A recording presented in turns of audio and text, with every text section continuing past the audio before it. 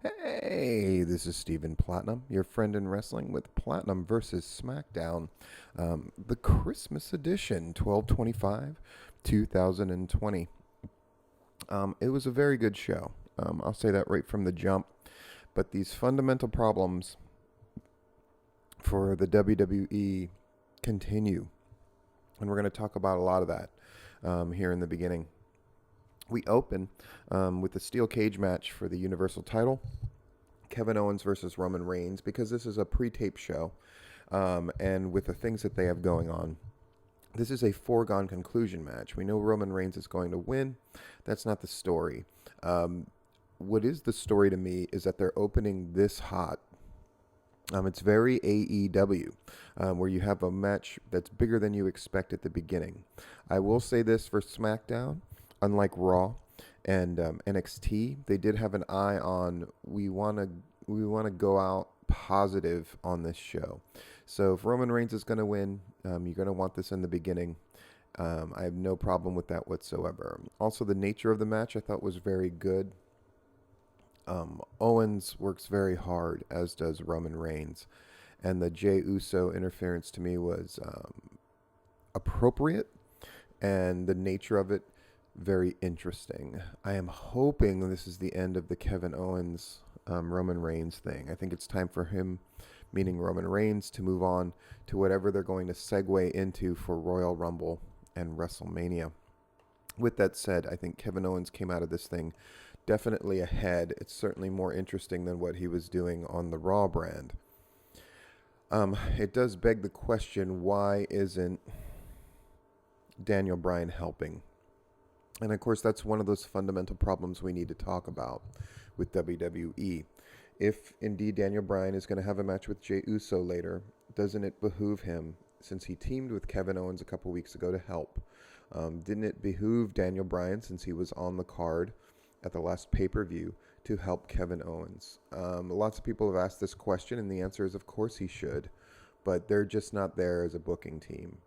They're not there philosophically in the WWE. And another problem they have is they keep doing the same segues into commercials, which is people walking backstage or being filmed by themselves backstage.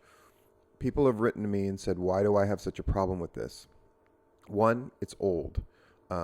Two, it doesn't help them hook and drag people to the match through the commercial. And three, you really get a sense during COVID that the WWE is alone. Even though they have a bunch of people on screens on a wall, they don't use them effectively. Like when Daniel Bryan wins his match and he's pointing to the sky, yes, yes, yes, they will show him doing it. They will show the crowd doing it. But anytime they have a shot of Daniel Bryan doing it along with the quote-unquote crowd, they cut away from it.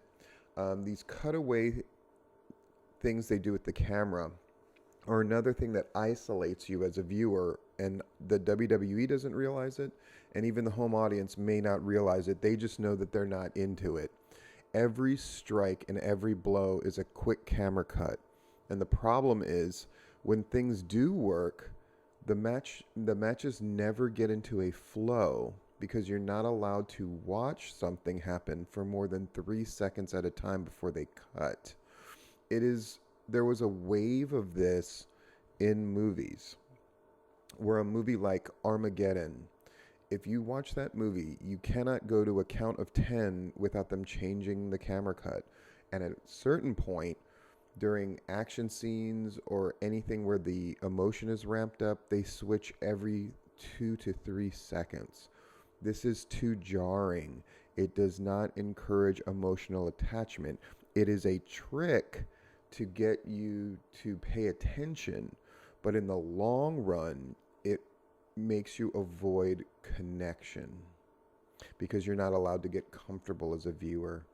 And the WWE, nothing about them encourages attachment. It is all about begging for your attention and to hold on to it. That is the fundamental problem with World Wrestling Entertainment right now. And it's present on Raw in force. Its presence is felt on SmackDown as well, But SmackDown has the good fortune of having a couple of things going on that will hold your interest. Though I thought it was notable that there was nothing about the Mysterio family on this. And that could be a benefit because they have enough going on that they don't need to beat you over the head with stories every single show. But NXT is now showing signs of these things as well. Filming people individually backstage walking. None of these things encourage an emotional connection. They assume that you already have it. And anytime you do that as a wrestling show, in the long run, you are in big fucking trouble. We're going to have a lumberjack match for the Intercontinental title. That's our main event. And again, defying their own internal logic. Their world title is the opening match. Their Intercontinental title is the main event. Defying your own internal logic is always problematic. We see the WWE Women's Tag Champions walking backstage, and then we go to commercial. We come back. We got a triple threat. Bayley and Carmella versus Bianca and Sasha Banks and Asuka and Charlotte Flair. This is the best match on the card as far as all the moving parts and nailing all of them. Everybody looked great here. It really put to the forefront how powerful their women's division is. Being able to move Charlotte and Asuka around as the tag champs is going to help SmackDown a lot because it instantly elevates their entire women's division on SmackDown. This was really good. I have nothing bad to say about any of it. The eliminations made sense. Everybody was made to look strong. It's a lot of moving parts, and it just goes to show how skilled the women are that are involved in this thing and putting it together. Really good. Street Profits are back there. I wanted to hate this segment. The person I was watching with insisted that he was enjoying it, so I gave it a real college chance. And sure enough, giving Sami Zayn the t-shirt that says, "I was Intercontinental Champion," is funny. Now, does Sami get into a thing with the Street Profits because of this? That would be even better. We'll have to see. I also thought, for the sake of comedy delivering, this is another problem that the WWE has, is their comedy delivering is always jocular and jovial, meaning it's always faces doing something to the heels and then like laughing and joking about it, instead of delivering something in a serious way in order to prepare us to be surprised by the punchline. Now, if they'd gone like, "No, man, it's Christmas, and we don't agree with everything that you do, but we wanted to give you this," and then letting him get pulled in a realistic way. Sami opens the gift, shows the shirt, and then realizes it says what? He goes like, "Man, we just want to make sure that after today you're going to be able to maintain because Big E's beating you," and then letting Sami Zayn blow up and overreact and really put the joke over. It's something that's beyond what the WWE is capable of writing right now. And here's the difference. If the Street Profits begin to execute humor in that way, that is how main eventers execute. The way they're doing it is just to be jokes and jokesters constantly. And then that becomes your gimmick. And jokesters and people who never stop comedy and being jocular and not being quote unquote real or not being clever, they're mid-carders. That's pretty fucking deep. Daniel Bryan versus Jey Uso, another really great match, another really great showing for Jey Uso. Daniel Bryan, of course, is phenomenal, and if it's true that he's going to segue into being a part-time wrestler, that is to the WWE's detriment, because he's fantastic. Just really fucking good. And again, my problem is with the camera work. I think they're not taking advantage of the good shit that the men and women are doing as wrestlers, because they don't capture proper shots. When they get something really good, like at the end, I know I'm racing ahead a little bit, but when Sami Zayn is defeated and sitting on the ground and Big E is celebrating and they're picking him up and they're dropping confetti and you see the crowd going crazy on the screens, they have a great shot that captures all of that and then they move away from it right away. Imagine if at the end of WrestleMania 3, when Andre the Giant is being carted out in that moving little mini ring, and Bobby Heenan has his head down, and they're throwing trash at him. And Andre the Giant looks back defiantly at Hulk Hogan, who's posing. What if they only kept that camera shot for a second instead of the at least 15 to 20 seconds that they held it? So you could really get that image burned into your brain, and this idea that Andre the Giant is not going away. And so when he defeats Hogan later on, it doesn't feel disjointed. Again, all of these things are small things that add up to huge problems, and WWE right now has those huge fucking problems.